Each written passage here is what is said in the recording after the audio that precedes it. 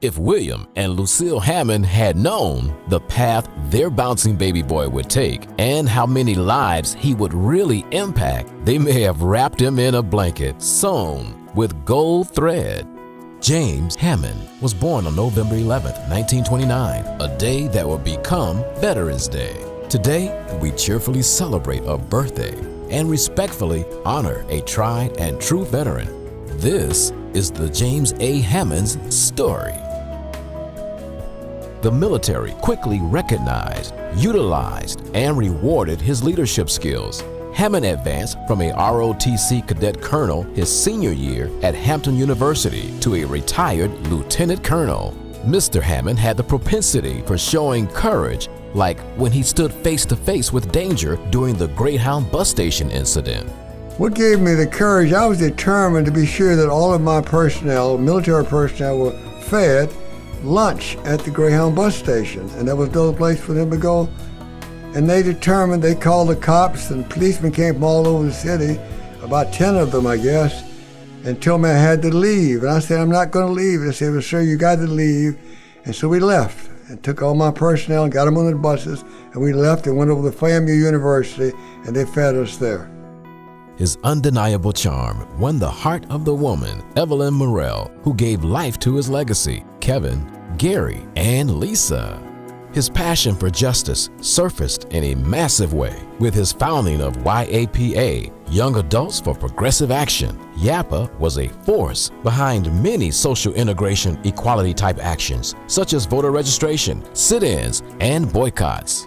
In 1965, Hammond started another organization called Compensatory Pre-Primary Education, a $500,000 federally funded and first such program in Hillsborough County. So I got 12 black preachers in Tampa.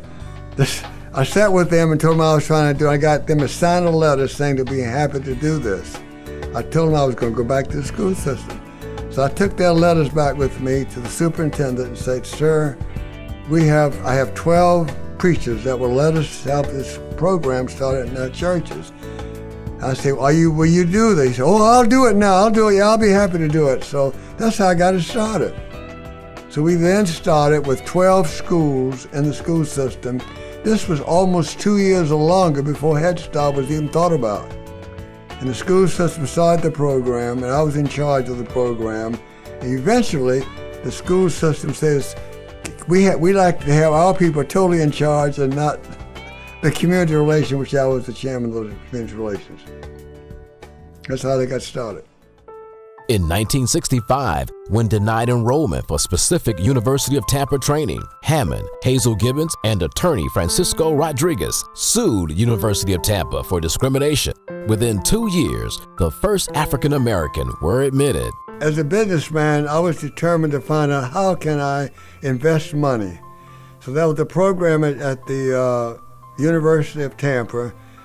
And I went to the program and I sat in the class. And the time I got there and before the class started, a gentleman came over to me and said, Mr. Hammond, can I see you outside? I said, sure. So I walked outside. He said, sir, I'm very sorry, but colored people cannot come to the University of Tampa. I said, what? He said, I'm sorry to tell you, but you cannot enroll and you cannot come to this university.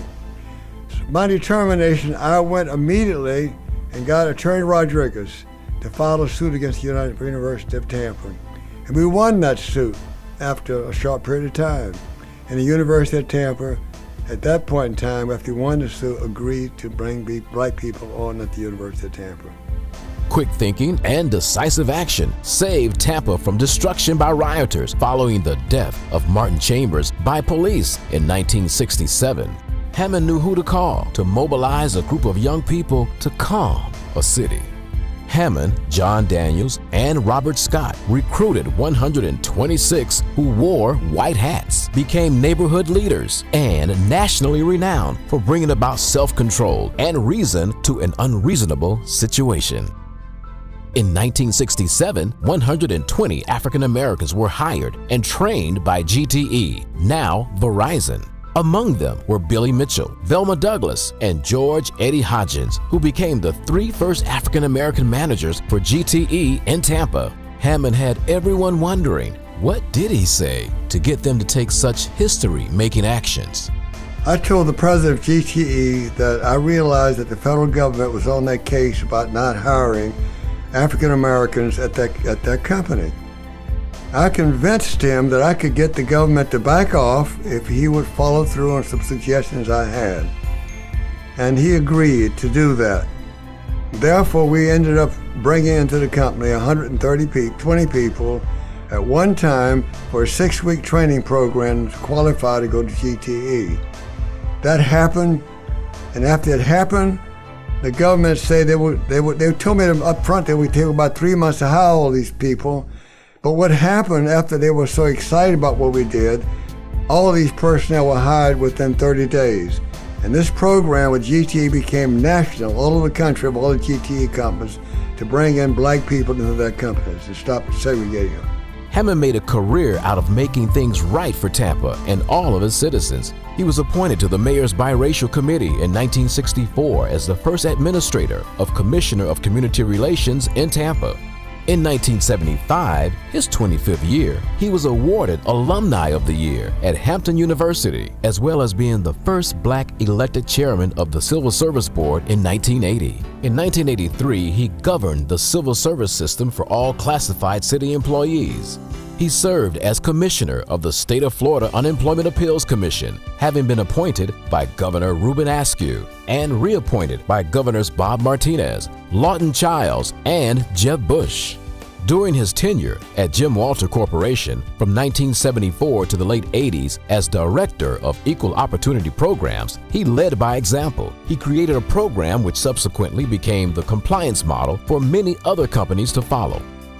In the mid-80s, Hammond's company, Impact Communications, became the first major black-owned television cable construction firm in the state of Florida. His company was awarded a multi-million-dollar contract to build the aerial and underground cable systems for the city of Tampa. What gave me the strategy to get the cable company to let us have the job, I told them I was an electrical contractor, highly qualified. I had the personnel that knew how to do cable constructions. And they agreed to give us 15% of the work. I told them I wanted 100% at that time. But after a few months, the people that were doing the big job started messing up, and the telephone company the personnel who were doing the cable system came back and said, would you like to do the whole job? I said, I told you in the beginning I wanted to do the whole job, and we got the whole job to wire the complete city of Tampa. On May 4, 2008, Hillsborough County School Board dedicated, in his honor, the James A. Hammond Elementary School. My name is James A. Hammond. Some of you may know me from the riots in Tampa, where I was able to quash the riot, form the White Hats. Some of you may know me from the sit-ins. Some of you may know me because of my role in dealing with the city of Tampa. Some of you may know me from my electrical contracting business, and some of you may know me as a friend, as a family member. Let me tell you who I am. I went to high school in Tampa, Florida. I graduated and went to Hampton University and I went into the military and became an officer. I came out the military determined to make changes in this community so people wouldn't have to go through the many things that I went through to survive. I was able to work with the General Telephone Company to get them to hire 130 people to help them to bring and integrate their companies. Some of you may know me from the fact that I dealt very closely with a number of businesses who didn't hire black people to go to work, but I convinced them in Tampa that we're going to train folks, train them if we knew your background and knew the kind of jobs that you have. We had 30-some-odd companies in Tampa to hire sight unseen young men and young women to come to work for them because we knew the job description and we knew what they were looking for.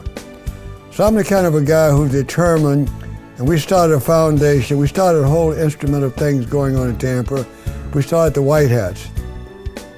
We also, one of the things we really did, and today we're doing, we started the Tampa Hillsborough Action Plan.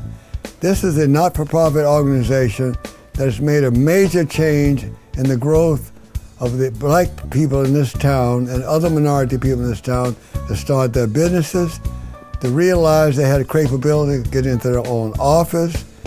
We also realize that a number of people need to continue in this effort. So I want my legacy to continue because you're going to help us. You're going to see that the Tampa Hills Action Plan continue to grow and continue to do the things that we've started 26 years ago. We're at the threshold now of moving forward, and we need your assistance. We need everything to happen, to continue to happen, and to make it happen more positively. So thank you so much for your attention.